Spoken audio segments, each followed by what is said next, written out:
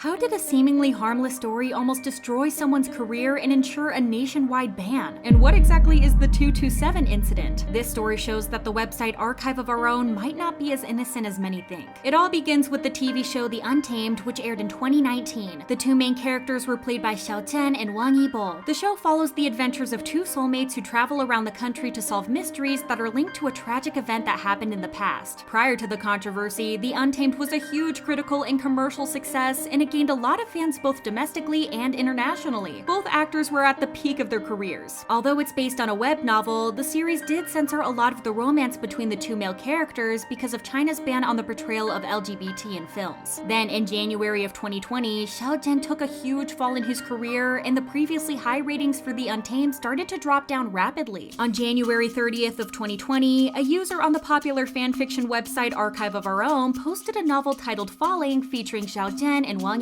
Then, a couple of weeks later, on February 24th of 2020, the user posted two links for the fanfiction on the website Weibo. That user had to face a lot of criticism right away because in this novel, Xiao Zhan is portrayed as a cross-dressing teenager falling in love with Wang Yibo. Many fans of Zhan were extremely upset because of the way that he was depicted in the story, and a lot of them thought that the feminization part of Zhan's character was straight up problematic. Zhan's fans thought that the way he was depicted in the novel was tarnishing his image. What's worth mentioning is that the work was also heavily explicit, and Zhan was supposedly a teenager in it. The original poster of the story and the artist that did fan art for the story were the main target of Zhan's fans. The work was even reported to the Chinese authorities for containing explicit content with an underage character. This incident was everything that people talked about, especially on Weibo. There were two major accounts among Xiao Zhan's fan base, nicknamed the Opinion Leaders, after they were the first accounts to take initiative against the AO3 author in their work. In a post released on February 27th of 2020, one of the users states that actors and their fans don't need to accept and agree with such type of fan work, adding that behavior like this not only taints the artist's reputation, but also the online environment as well. They also mention the possible underage fans and their alleged lack of judgment. His fans gathered together throughout social media and shared step-by-step manuals on how to report the novel to the Chinese government. One fan wrote this on Weibo: "We have done nothing wrong. What we did was to exercise our rights as citizens and to uphold justice." February 29th of 2020 marks the day Archive of Our Own was officially blocked and banned in mainland China. AO3 even made an official apology on Weibo regarding the unexpected disconnection of the server after the site was censored. Joining AO3, the Chinese fanfiction site Lofter was taken down as well by the Chinese cyberspace police. This action was met with a lot of angry protests. While Zhan's fans were glad that the novel could no longer be found, other people and fans were outraged. Archive of Our Own used to be the go-to site for China's ACGN, which stands for Animation, Comic, Game, and Novel subculture. At the end of 2016, this subculture had an estimated size of around 300 million readers. AO3 was also important for China's LGBT communities. Overall, it was considered a safe space for any kind of subculture or alternative publishing that would otherwise get censored by the heavy restrictions in China. Angry AO3 fans quickly threw the blame at Zhan's fans and claimed that the actor should take the responsibility for his fans' behavior. Then the inevitable happened. These fans started to contact all the brands Zhan endorsed or worked with in the past and flooded their comment sections and pages with negative comments. They even protested during an e-commerce live of the brand Olay that Zhan endorsed and flooded the comments with their anger. Judging by their actions, it seemed like their only goal was to take down Zhan's reputation, just like Zhan's fans took down AO3. Enraged, AO3 users decided to target Douban, which is the Chinese equivalent to the website IMDb, and started to give all the shows, movies, and TV series Zhan was in extremely low ratings. This seemingly nationwide boycott went on for several days, and a lot of people joined it. Apart from AO3 users, BL fans, or members of the LGBTQ community, even just people who were fed up with the controversy joined this huge boycott against Zhan. On Weibo, the hashtag boycott Xiao Zhan was viewed over 380 million times. These people who went against Zhan decided to form a Weibo super topic group called 227 Memorial Day, referencing everything that went down on February 27th. Unfortunately, people who really had nothing to do with the scandal began to be targeted as well. For example, the Chinese variety show host He Zhong was attacked because of the rumor that Zhan would be attending his show. Because of their actions, some accounts who led these online attacks and harassed other people were labeled as paid professional anti-fans. On March 1st of 2020, the brands Colgate and Olay, with which Zhan worked as a spokesperson, took down all the promotional material with Zhan. That same evening, Zhan's entertainment agency finally decided to address the issue and release an official statement. It didn't go as planned though, because a lot of people were not pleased with the statement at all. The statement practically said the the agency is apologizing for taking up public resources during the COVID-19 period and for causing troubles to the public. The COVID-19 pandemic was just breaking out at that time, and Jen's news was all over the news. This fueled the boycott against Jen and his fans even more. On October 17th of 2020, a lot of Chinese users of Archive of Our Own decided to boycott even more of the brands Jen endorsed. These brands included some of the luxury names like Estée Lauder, Piaget, and Cartier. It's a well-known fact that China's idol economies are known as the key factor in fans spending money on these luxury brands. In 2019, in the 11/11 shopping fest Estée Lauder hosted, the brand sold out $1.22 million worth of Jen-related products on its Tmall in only 1 hour. When it comes to Jen, neither the idol or the brands actually did anything wrong, but the whole situation escalated so quickly because of the fans' poor behavior. An anonymous PR professional based in Beijing commented on the situation. Xiao Zhan's fans have harassed others so terribly online that they managed to destroy a source of creativity and expression for massive numbers of people. Then they added that this situation is an example of modern-day toxic fandom in China. Another PR professional from a Shanghai-based celebrity agency commented that this scandal could be a wake-up call for brands who have become too dependent on idols in China. When a brand's growth relies on a pop idol's fan base rather than its core branding and products, you know this is unhealthy. They further explained that the fan economy only creates a short and quick hype, but the harm it also generates will last for a long time. While all of this was going down, Jen was understandably out of the public eye and laying low. He didn't make his first public appearance until May of 2020 when he addressed the controversy through an interview with Economic View. Jen decided to be open and honest about his feelings and said, "This controversy happened during the most crucial period when the whole country was fighting the outbreak. When I was home in self-quarantine at the time, I felt very uneasy and regretful. If it's because of such controversies that have impacted netizens and given them trouble, I want to sincerely say I'm sorry to them right here." Jen had this to say upon being asked about how he felt when he first saw the malicious rumors. "It's not about feeling wronged either. I think it's more about not being able to figure it out." Jen also addressed the claim that idols should manage their own fans well. Jen shared that he didn't agree with this statement because he felt like he doesn't have a boss/employee relationship with the people that support and love him. Jen continued, "Managing, this word. I don't think our relationship is that of a boss and employee. Moreover, I think our relationship is more of equals." The video earned over 39 million views in just a couple of days. Overall, the response from that interview was positive, with many Chinese netizens complimenting Jen for bravely facing negative comments and keeping a modest attitude all the time. The hashtag for the interview with Economic View earned over 1 billion views on Weibo in just a couple of days, and it topped the trending list on Twitter for Thailand, where The Untamed was extremely popular. One of Jen's fans shared their thoughts on the interview with the Global Times and said, "His voice was trembling and hoarse while answering questions, and I could feel his honesty and tenacity through the video. He calmly confronted right and wrong and took the opportunity to spread positive energy while calling on people to do some charity work." Another netizen commented, "As an onlooker, no matter whether the interview was just a public relations measure, I think he was brave enough to proactively respond to the controversy surrounding him." Yet again, this interview didn't please all of the people. One of AO3 fans shared their view on the controversy and said, "He knows his fans made a mistake, but doesn't dare to say it because he does not want to give up the benefits these fans bring him by offending them. I didn't think his apology was honest." With thousands of people against him, it seemed like Jen's career would be over for good. In December of 2020, Jen made his first live performance on the 10-set video All-Star Night Show, and this resulted in his name trending both on Weibo and Twitter. This signified that he's still popular and loved despite the whole country once trying to take him down. Even though that's all for today, make sure to check out our website KOOKIELIT.com, where you will find more interesting stories. Bye guys!